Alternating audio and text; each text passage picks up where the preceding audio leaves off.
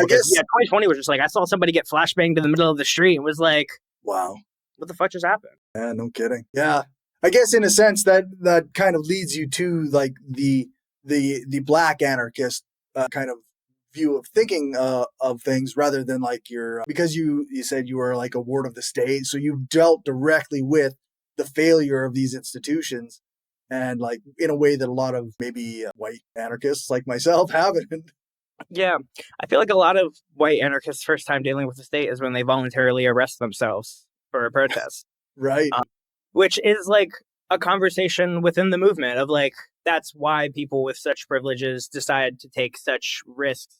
And it's a risk reward cost benefit analysis. And I think something that in the movement a lot of people are seeing is, well, these mass arrests, the state knows how to deal with that now. Right. Like they've Right. built more and more and more prisons and jails, and even they're putting QR codes on people's armbands so that they can just click them while Oh, they're in geez. a mass detention prison during like arresting people at the DNC so that they can make arresting go faster. Like the mass arresting doesn't clog up their system anymore. It just Wow. clogs up their surveillance system. Yeah.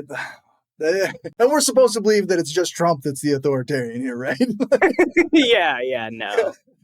Eric Adams and Trump are best buddying each other right now. I think Eric Right. Adams just lost his charges because it interferes with his ability to work with ICE if he's under investigation. That's like you say, the state is just, it's pure corruption and just control, eh?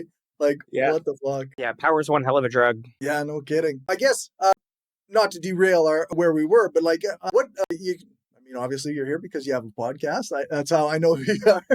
So what got you started doing the Dugout? I imagine it has something to do with what we've been talking about. Yeah, absolutely. I feel like for me, it had a lot to do with, I was trying to find ways to bring, I'm an avid reader and archivist. So before like doing this show, it just had like gigabytes of radical left and anarchists and black anarchists and like history on my computer and stuff that I just sit down and read through. And it's information that like I've talked to with my friends and my affinity group and my community. And I felt like it's been very helpful for like my local community, and was like, well, this should be something that we talk about more broadly, and like bringing a more popular and like more easily accessible archive of all of this like history